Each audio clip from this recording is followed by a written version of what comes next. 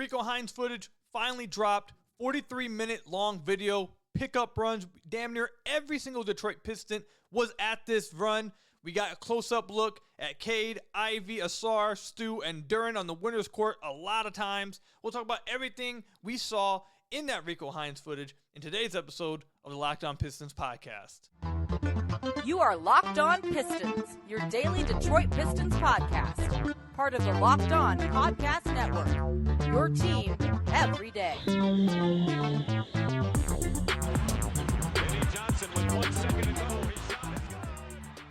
What's the deal? Welcome back to another episode of the Locked On Pistons podcast. Per usual, I am your host, Koo Cahill. You can find me over on Twitter at Koo Cahill. I want to thank you guys for making Locked On Pistons your first listen of every single day. We are free and available on all your podcast platforms. And if you have not already, head to the YouTube channel at Locked On Pistons. Hit that subscribe button or leave us a 5-star review on whatever podcast platform you're listening to this on. That's another great way to support the podcast. And today's episode is brought to you by FanDuel Sportsbook, the official sportsbook of Locked On. Make every moment more. Visit FanDuel.com/LockedOn today to get started.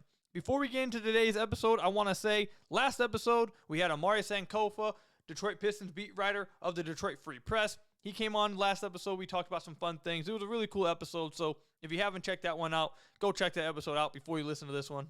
Now you got 2 episodes for the day if you happen to miss that last one. But in today's episode, a little later, we'll talk about should Troy Weaver be on the hot seat if things don't go well for the Pistons this year? And what does go well for the Pistons even mean? We'll talk about that later. And also, can Ausar Thompson be a day one good defender for the Detroit Pistons? We'll talk about that later as well.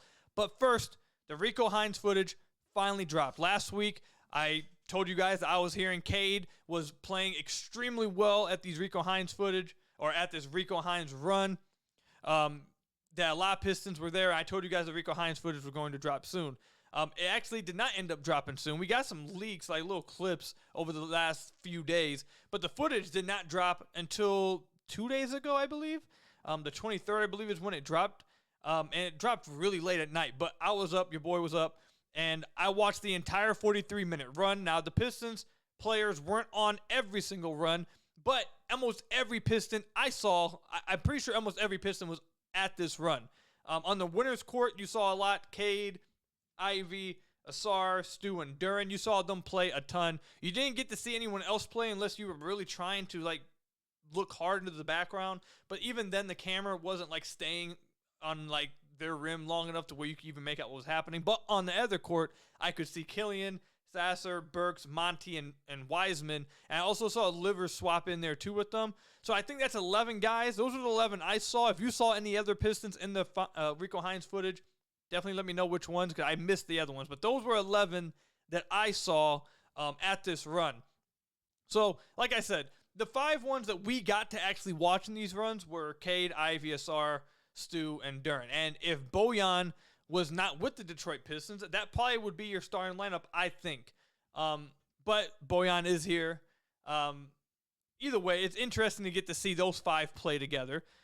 My biggest takeaway from this Rico Hines footage, actually, is the fact that last year when the Pistons were at this Rico Hines run, they were getting blown off the court all the time. They were just getting obliterated. They were not winning games. The Toronto Raptors team that kept showing up last summer, they were just destroying the Pistons. It was the guys the Pistons sent were just getting demolished. This year, they actually won some games. Cade's team won quite a few games. They were on the winner's court quite a bit. So that was cool to see that they're getting better and they're actually winning these games at some runs now, because last year, again, like I said, they were just getting demolished. So that was probably the biggest takeaway. Cade, his jumper looks really, really nice. He's walking into pull-up threes in that run. Guys go under the screen. He's taking a pull-up 3. He's taking step-back middies. He's posting guys up and taking little fall-away 1-foot middies as well. Just everything Cade did in that Rico Hines footage that we got to see. My biggest takeaway was his jump shooting. His shot looks very, very good. And that's been by far the thing holding him back the most, I guess, through 76, 86 games that he's got to play, whatever. The biggest thing holding him back was the fact that his three-point shot had not translated like it was in college to the NBA thus far. Now, he's barely played an NBA season, barely.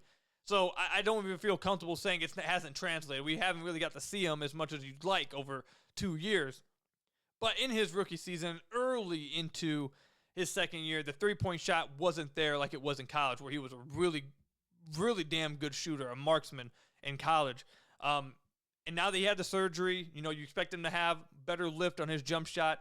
In these runs and all the other clips we've gone throughout the summer, his jump shot looks really, really good. So I'm really excited about that. His handle was a little loose in these pickup runs. I will say that. A little bit. It looked a little bit like he was like kind of lackadaisical, like he wasn't taking it too seriously. But also it just looked like he was loose. There's a few times he just lost the ball. He had the ball ripped up from him from Bones Highland, and Bones Highland like chirped at him. Now Cade did come right back down and then score on them after that.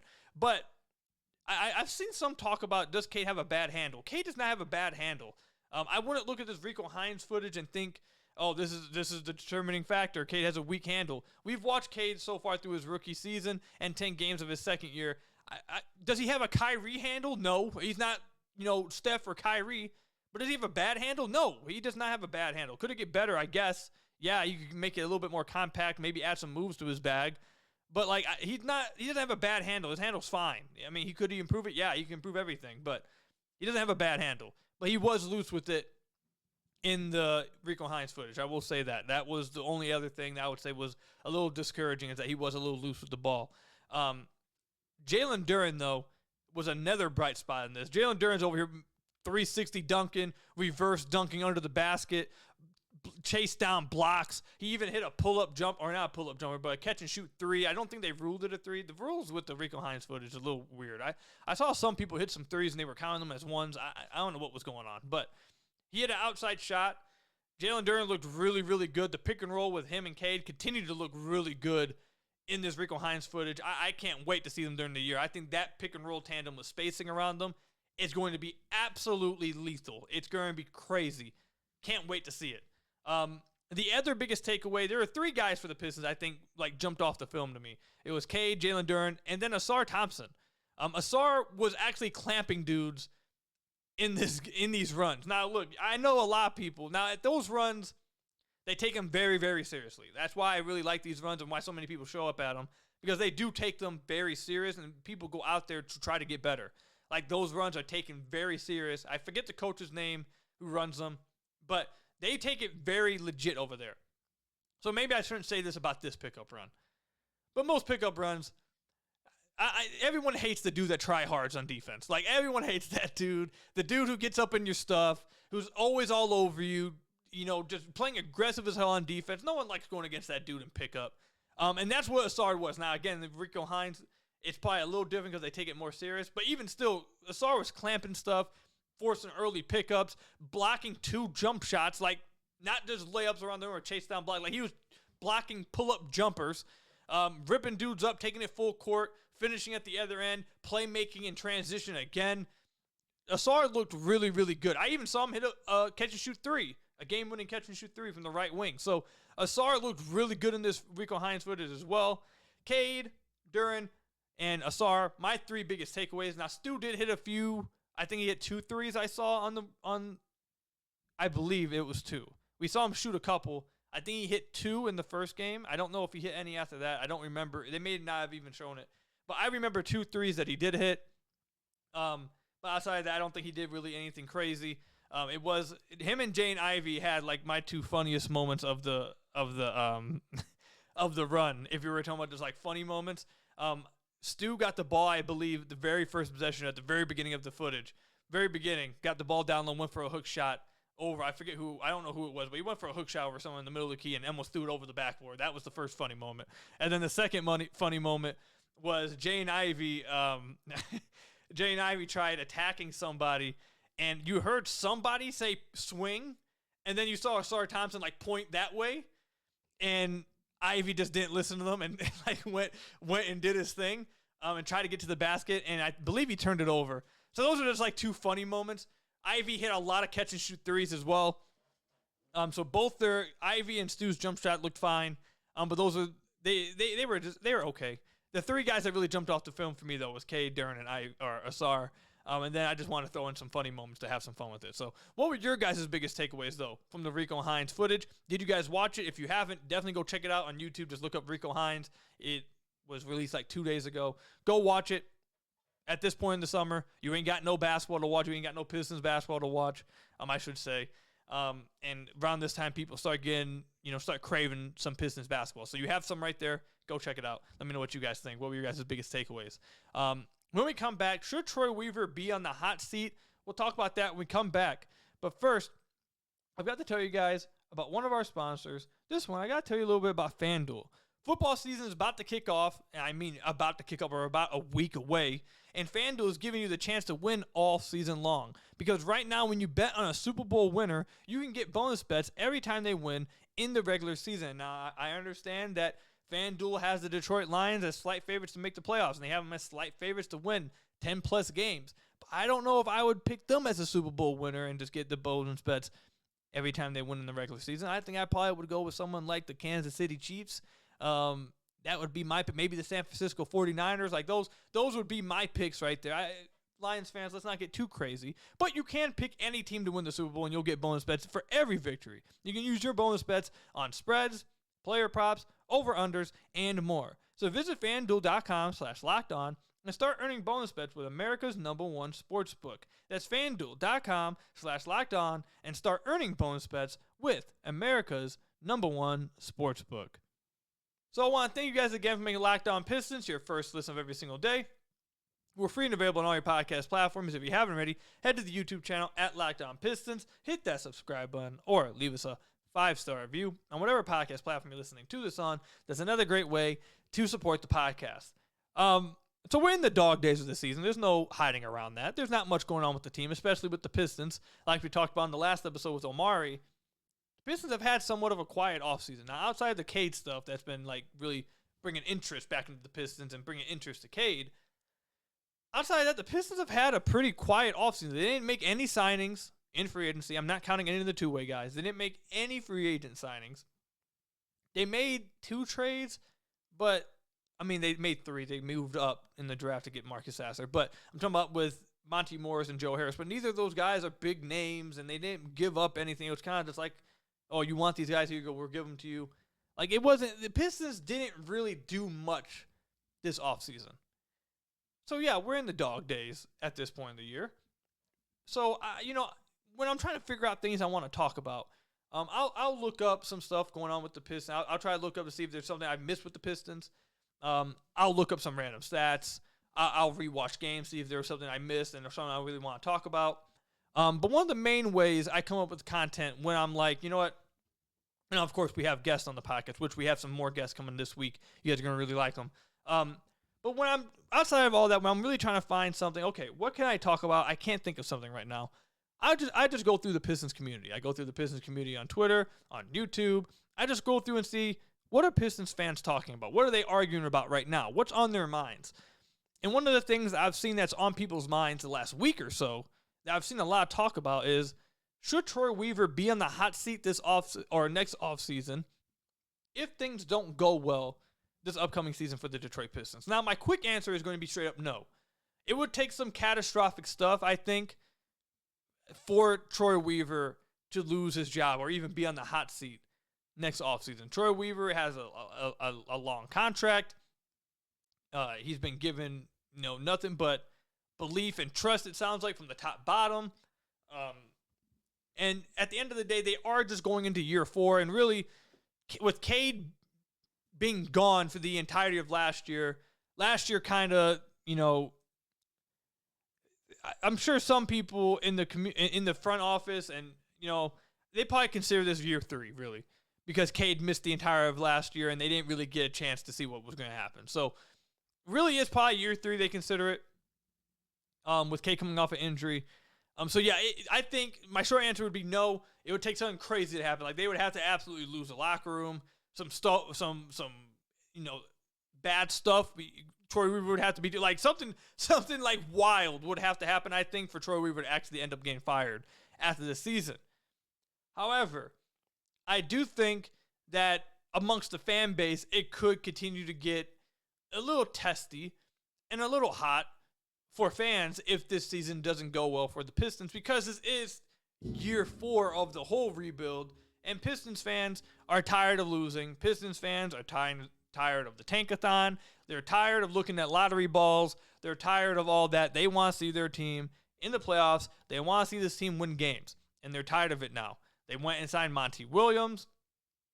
They didn't make any crazy signings. They didn't make any crazy moves. They didn't make any real big moves anyways in offseason at all, outside of the head coaching hire and the 5th overall pick.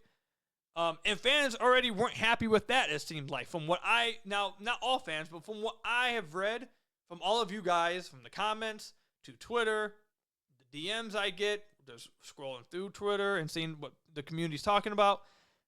Not all fans, but some fans were not, a lot of fans were not happy with what the Pistons did this offseason. They wanted some moves. They wanted some signings. They wanted to change the roster. They wanted to add some guys to help them win right now, and the Pistons didn't do that. So you take that anger and that kind of, what's the word I'm looking for? Dissatisfaction. I don't even know if that's a word, but the opposite of satisfaction. I can't think of the word right now. And you combine that with another losing season when they're not. Why could I not think of a word just now? But anyways, you guys get what I'm saying. Combine that with another losing season when they're not taking big steps forward or they're not in the play-in. I think it definitely could get a little bit louder in the fan base that, hey, Troy Weaver isn't this savior. He isn't this, the quote, trust in Troy. I don't think that will be echoing through the community as much next offseason that this is what happens. But I think the other thing with it, too, is each fan, I think this is probably more than ever, each fan, it seems like, in the Pistons fan base has a different definition this offseason of what the Pistons doing well means next year. For example, I've told you guys many times before, I believe the Pistons simply winning 32 games. If they could get to 32 games, that would be a really damn good season. That's a plus 15 win jump over last season. I think that would be really good. That's what my expectation is. Some people's expectation I've talked to have their win total to be around 28 to 30, to have a 10-plus win jump, and that would be fine. That would be a good season, showing that you're moving in the right direction. Then I hear a lot of people who say, we need 35-plus wins. We need the play-in. If they're not in the play-in tournament, this season's a failure. If they don't win 35-plus games, this season's a failure. So I guess it really just depends on what you expect from the team this year. Because different sections of the fan base are expecting different things. So is Troy Weaver's seat going to be hot from Tom Gore's? No, I don't think so. If they don't make the play-in this year, I don't think he's going to be hot at all. Not even close. If everything just goes bad and they're the worst team in the league again, okay, then yeah, then you have some stuff going on. But I don't think they're going to be pressure from Tom Gore's. Could there be pressure from some sections of the fan base that expected more? Absolutely. There absolutely will be, and I'm going to assume those fans will be the loudest. And maybe them being the loudest and them being unhappy, maybe that could cause some pressure onto the organization, some pressure onto Tom Gores to be oh, the fans aren't happy. They're really coming at us. Do something. We need something. Maybe that could do it. But as of right now, I really can't see a realistic future where next offseason we're talking about is Troy Weaver going to be fired? Is Troy Weaver going to be let go? I can't see that happening at all. I'd put it at less than 3%. That kind of, I really just can't see it happening. So I think we're probably 2 years away from that discussion happening. But if you disagree with that, let me know in the comment section down below or over on Twitter @Kukio. What do you guys think? Is Troy Weaver going to be on the hot seat after this year if the Pistons don't make the play-in, if they don't have a massive win jump this season? And what counts as a good season for the Pistons to you? Let me know all that, again, in the comment section down below or over on Twitter @Kukio. When we come back, we'll talk about, can Ausar Thompson be a day one good defender in the league? We'll talk about that when we come back. But first, you guys got to hear from some of our lovely sponsors. So I want to thank you guys again for making the Locked On Pistons your first listen of every single day. We're free and available on all your podcast platforms. If you haven't already, head to the YouTube channel @Locked On Pistons. Hit that subscribe button or leave us a 5-star review on whatever podcast platform you're listening to this on. That's another great way to support the podcast.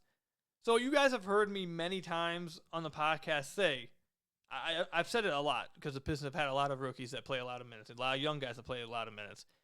it's very, very rare that you see a rookie be good on defense. Now, there are some examples where rookies are really good on defense, like Herb Jones, good on defense. Dyson Daniels was good on defense. But majority of the time, rookies are not good on defense.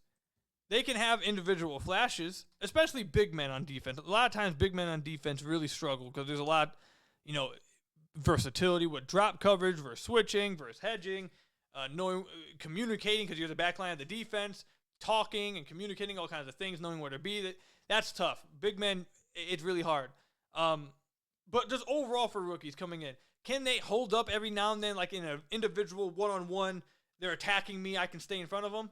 Yeah, but that's not what all defense is in the NBA. This isn't, it's more advanced now. It's way more advanced now. You got to know where to rotate. You got to know what scheme you're running. You got to be able to run X-out closeouts and execute them correctly. You got to know where to be. You got to rotate to the right spots. Like, there's all kinds of stuff. And that requires an insane amount of focus as well and IQ to know what you're doing to execute all that. So combine all that as a young guy. Usually, rookies are not good at all on defense. Now, should they just be horrific? No, if they're just horrific, that probably tells you something about what their future is as a defender, and also how they were in college as well, which is why I have concerns about Jaden Ivey, for example, defensively. This isn't a dude who was good defensively in college, came to the NBA his rookie season, and just had natural rookie struggles. No, this is a dude who was bad in defense in college, was really bad as a rookie, and they weren't just rookie mistakes. It's just bad defensively. That's why I have concerns about Ivey moving forward. On defense, that is. But my question is, do you think Ausar Thompson can be a day one good defender for the Pistons? I think Ausar has a chance to be one of those, yes. Because Ausar, some of the things that you saw from him in Summer League, now, again, you don't want to take, there's some things you can take from Summer League and some things you cannot. If a dude's just overpowering dudes, like Stanley Johnson used to do, because he's just stronger than Summer League guys, okay, that's probably going to be harder to do in the Summer League. If dudes are just, getting way more shots and isoing and being able to score whenever they want like that, that's probably going to be harder to do against NBA caliber defenders. What isn't, or what I should say is translatable, is understanding how to do an X-out closeout, understanding rotations, rotating on weak side rim protection, being in the right spots, all that stuff, and reading passing lanes. All that stuff is stuff that can translate to whatever court you're playing on. That's just having knowledge of the game and having a high IQ on the defensive end. And that's something we saw from Ausar throughout his Summer League performance. He knew where to be. He rotated. He executed closeouts. He executed schemes. He did all of that at an insanely high level. Now, will he be absolutely just wrecking defenses or offenses like he did in the Summer League? I doubt it. But can he be a good defender from the beginning? I think so. I think he might be one of those ones that can be a good defender instantly because of the things I mentioned, that he has a high IQ defensively, knows where to be, but also because, look, he's just a physical specimen. It is what it is. I know people try to, just belittle that, just because you're an athlete doesn't mean you can do this, that, whatever. Ausar's not just a regular athlete. He is a top athlete in the entire NBA. The dude's a freak.